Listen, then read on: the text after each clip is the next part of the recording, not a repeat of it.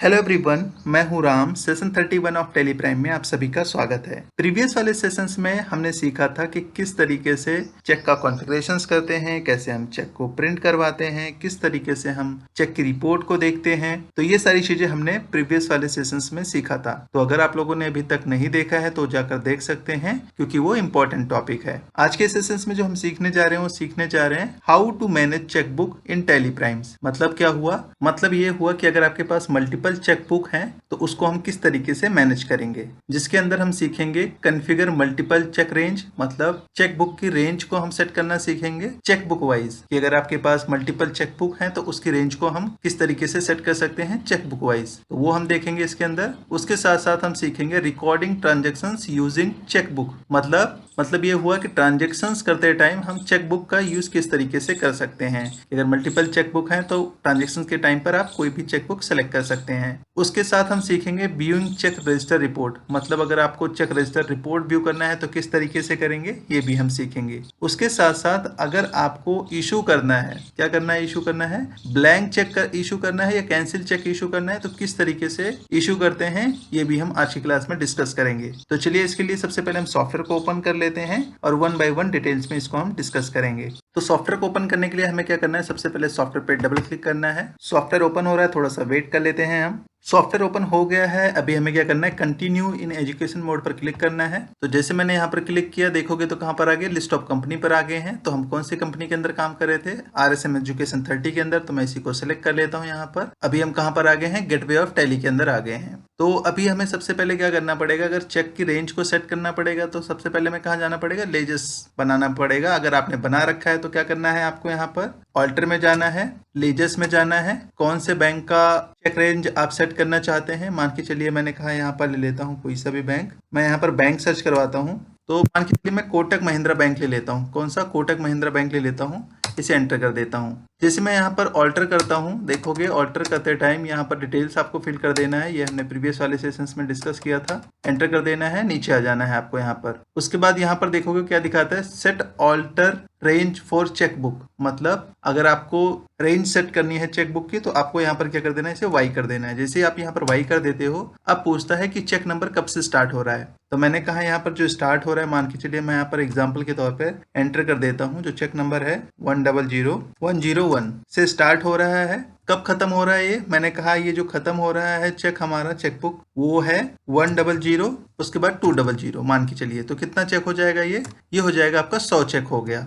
अब यहाँ पर जो है नेम भी एंटर कर सकते हैं कि ये जो चेकबुक है किसके लिए यूज होता है। मोस्टली अगर कंपनियों में देखें तो डिपार्टमेंट वाइज यूज होता है। तो अगर आप डिपार्टमेंट वाइज करना चाहें तो कर सकते हैं, या आप जिस अकॉर्डिंग भी चेकबुक का यूज करते हैं वो आप यहाँ पर नाम सेट कर सकते हैं। मैं मान के चलिए डिपार्टमेंट वाइज में यूज करता हूँ कि जो ये वाला चेकबुक है वो किसके लिए यूज होता है, अकाउंट्स डिपार्टमेंट के लिए यूज होता है। तो मैंने यहाँ पर अकाउंट्स डिपार्टमेंट डाल देते हैं, अकाउंट्स एंटर कर देता हूं। उसके बाद यहाँ पर देखोगे तो मैं अगला एक चेकबुक और है, किसका, कोटक महिंद्रा बैंक का ही। तो मैं उसको सिलेक्ट कर लेता हूँ। मान के चलिए यहाँ पर मेंशन कर देता हूँ 100201। मैंने यहाँ पर एंटर कर दिया। अब मुझे नहीं पता इसका रेंज कहाँ तक है। मैंने कहा कि ये जो चेकबुक है कितने तक का है, ये इसमें 50 चेक हैं। कितने हैं, 50 चेक हैं। तो मैं जैसे मैं यहाँ पर 50 एंटर कर देता हूँ, उसके अनुसार ये ऑटोमेटिकली लेगा कि इसकी रेंज को सेट कर लेगा। आपको सेट करने की जरूरत नहीं पड़ेगी। मैंने कहा ये किसके लिए है, मैंने कहा ये सेल्स डिपार्टमेंट के लिए। किसके लिए, सेल्स डिपार्टमेंट के लिए। एंटर कर देते हैं। ऐसी मैं एक रेंज और सेट कर देता हूँ यहाँ पर। मान के चलिए 100301 मैंने यहाँ पर एंटर कर दिया एग्जाम्पल के तौर पर।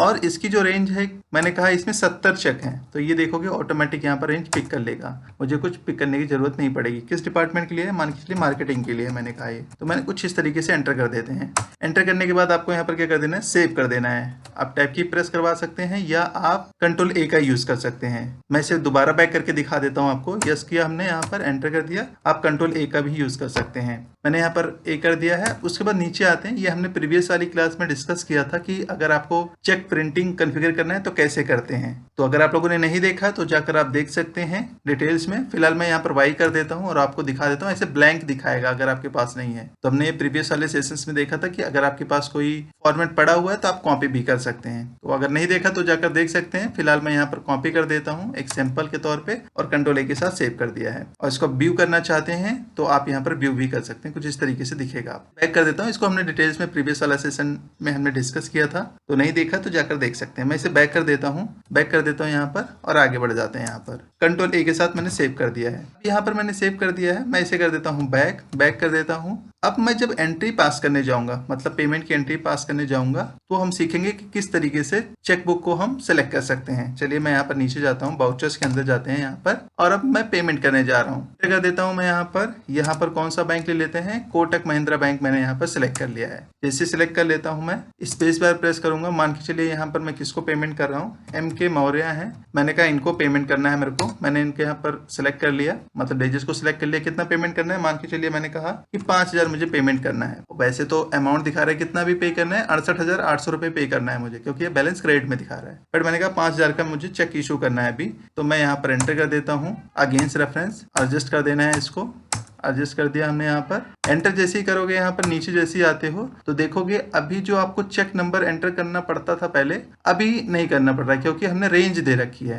एंटर कर देते हैं। अब मुझे ये नहीं पता कि कौन सा ये चेक रेंज है, मतलब किस डिपार्टमेंट के लिए है। मान के चलिए मैंने कहा कि ये अकाउंट डिपार्टमेंट से जाना चाहिए, तो आप यहाँ पर बैक स्पेस प्रेस करोगे तो जितने भी हमने रेंज बनाए थे वो सारे आपको यहाँ पर आ गए हैं। कौन से रेंज सेलेक्ट करना चाहते हैं वो आप सेलेक्ट कर सकते हैं, कोई सा भी। तो मैंने कहा यहाँ पर मैं अकाउंट्स वाला ही ले लेता हूँ फिलहाल, तो मैं यहाँ पर अकाउंट्स ले लेता हूँ। तो ये पहला चेक डिडक्ट हो रहा है आपसे। एंटर कर देता हूँ मैं, यहाँ पर डेट आ जाएगी। अगर आपको चेंज करना है तो कर सकते हैं, यहाँ पर एंटर कर देंगे। नरेशन यहाँ पर एंटर कर देंगे और इसे एक्सेप्ट कर लेंगे। देखोगे यहाँ पर एक्सेप्ट हो गया है। अब अगर आप चेक को प्रिंट करना चाहते हैं तो आप यहाँ पर चाहे तो पहले प्रीव्यू कर लें, या आप प्रिंट भी कर सकते हैं। कॉन्फ़िगरेशन वगैरह करना चाहें तो आप यहाँ से कर सकते हैं, ये भी हमने डिस्कस किया था प्रीवियस वाली क्लास में। मैं इसे प्रीव्यू भी कर देता हूँ। यहाँ पर देखोगे कुछ इस तरीके से दिखाएगा, MK मौर्य 5000 ओनली है। यहाँ पर अमाउंट भी आ गया है आपका, ये आपके चेक पे प्रिंट हो जाएगा। कुछ कॉन्फ़िगरेशन करना है तो आप कर सकते हैं यहाँ से। मान के चलिए मैंने कहा इसको प्रिंट ही कर देता हूँ, मैंने प्रिंट कर दिया यहाँ पर, तो ये प्रिंट में काउंट हो जाएगा आपका। मैं इसे बैक कर देता हूँ क्योंकि अभी हमारा प्रिंटर कॉन्फ़िगर नहीं है। मैंने यहाँ पर इसे बैक कर देता हूँ।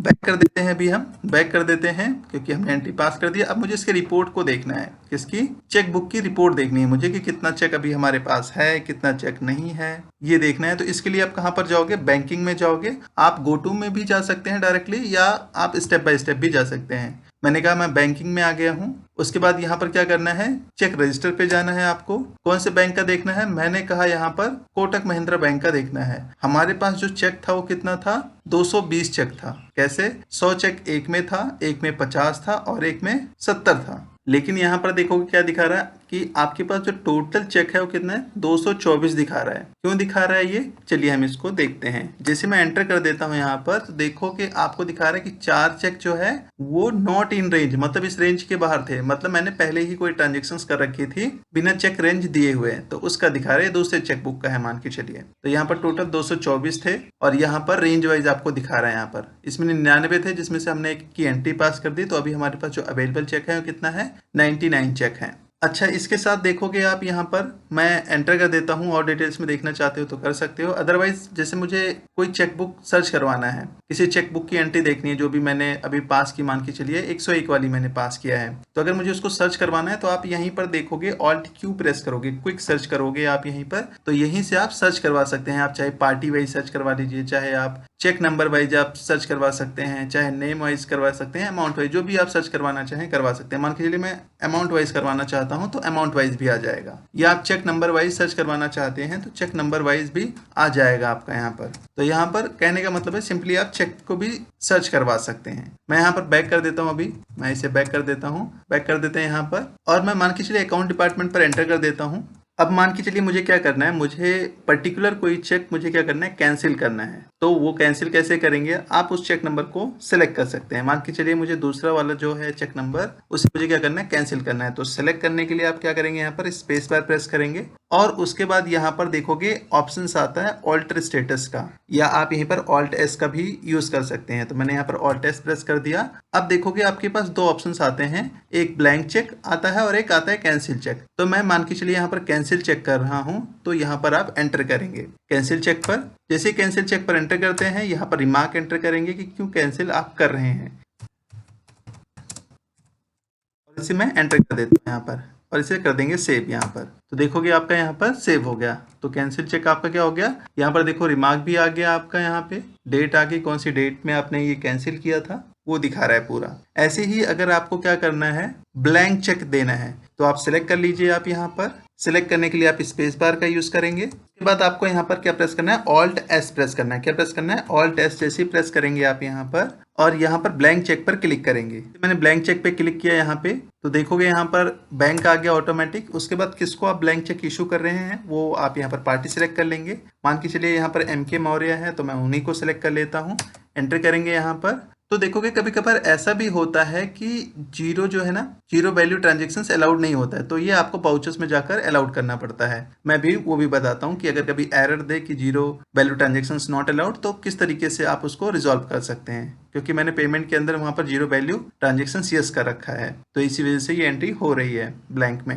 एंटर कर देते हैं यहाँ पर, एंटर कर देते हैं और यहाँ पर डेट वगैरह एंटर करने के बाद नरेशन डाल देंगे किस पर्पज से आप ये ब्लैंक चेक इशू कर रहे हैं और इसे सेव कर देंगे यहाँ पर। जैसे एक्सेप्ट कर देंगे आप यहाँ पर, प्रीव्यू करना चाहते हैं तो प्रीव्यू कर सकते हैं या आप प्रिंट करना चाहते हैं तो प्रिंट कर सकते हैं। मान के चलिए मुझे प्रीव्यू करना है और चेक करना है कि किस तरीके से दिखेगा ये, तो कुछ इस तरीके से आपका दिखेगा। नाम आ जाएगा यहाँ पर, पूरा ब्लैंक है, यहाँ पर कोई भी अमाउंट वगैरह नहीं है। तो आप जैसे ये प्रिंटर के अंदर डालेंगे चेक, वो प्रिंट हो जाएगा आपका। मैं इसे कर देता हूँ बैक, यहाँ पर बैक कर देता हूँ, तो देखोगे आपका ब्लैंक चेक इशू हो चुका है। किसको, MK मौर्य को यहाँ पर इशू हो गया है। वाउचर नंबर 18 दिखा रहा है आपको। अभी मैं इसे बैक कर देता हूँ यहाँ पर, या अगर आपको कुछ और भी चीजें देखनी है यहाँ पर तो देख सकते हैं। रिकनसाइल करना हो तो आप यहाँ से रिकनसाइल कर सकते हैं। क्विक सर्च मैंने बता ही दिया है आपको। उसके बाद यहाँ पर चेक का स्टेटस देखना चाहते हैं तो किस तरीके से आप देख सकते हैं। अवेलेबल चेक देखना चाहते हैं या ब्लैंक चेक देखना चाहते हैं कि जितने भी ब्लैंक चेक हों वो दिख जाएं। कैंसिल चेक देखना चाहते हो केवल वही दिखे, तो आप यहाँ पर अपने अनुसार सेलेक्ट कर सकते हैं। रिकन्सिलेशंस वाले चेक देखना चाहते हो, अनरिकनसाइल्ड चेक देखना चाहते हो तो अपने अनुसार यहाँ पर सेलेक्ट कर सकते हैं। मान के चलिए मुझे केवल कैंसिल वाले चेक का देखना है तो मैं यहाँ पर एंटर करूंगा तो केवल कैंसिल वाला चेक ही आपको दिखेगा यहाँ पर। तो अपने अनुसार यहाँ पर फिल्ट्रेशन भी लगा सकते हैं। मैं इसे बैक कर देता हूँ, बैक कर देता हूँ, बैक कर देते हैं यहाँ पर और गेटवे ऑफ टैली पर आ जाएंगे। अब जैसे मैंने बताया कभी कभार ब्लैंक की एंट्री नहीं होती, मतलब जीरो वैल्यू ट्रांजेक्शन्स नहीं होती। वो क्यों नहीं होती है, क्योंकि आपको ऑल्टर में जाना है। ऑल्टर में जाने के बाद आपको कहाँ पर जाना है, बाउचर टाइप में जाना है और जिस भी बाउचर्स में कोई एरर शो कर रहा हो उस बाउचर्स को आपको ऑल्टर करना है। जिसे मैंने पेमेंट बाउचर्स किया था, तो यहाँ पर देखोगे आपके पास क्या ऑप्शंस आता है, अलाउ जीरो वैल्यू ट्रांजेक्शन्स। इसे आपको यस कर देना है, तभी आप जीरो वैल्यू ट्रांजेक्शन्स कर सकते हैं। मैंने यहाँ पर यस कर रखा था, इसी वजह से एरर नहीं दिया। लेकिन अगर आप में एरर दे रहा हो तो इस तरीके से आप जो है उसे यस कर लेंगे, अगर नो होगा तो। मैं इसे फिलहाल बैक कर देता हूँ, यहाँ पर बैक कर देता हूँ और गेटवे ऑफ टैली पर आ जाएंगे। आज के लिए फिलहाल हम इतना ही करेंगे, बाकी हम इसको नेक्स्ट सेशंस में करेंगे। अगर आप लोगों की कुछ क्वेरीज है, कुछ क्वेश्चंस हो या कुछ पूछना चाहते हो तो आप कमेंट बॉक्स में मैसेज कर सकते हैं। फिलहाल आज के लिए हम इतना ही करेंगे, बाकी हम नेक्स्ट सेशंस में करेंगे कुछ न्यू टॉपिक के साथ। तो आज की क्लास में हमने क्या सीखा, हमने सीखा how to manage chequebook in Tally Primes, मतलब चेकबुक को हम किस तरीके से मैनेज करते हैं टैली प्राइम्स के अंदर। जिसमें हमने सीखा कि किस तरीके से आप कॉन्फ़िगर करते हैं मल्टीपल चेक रेंज को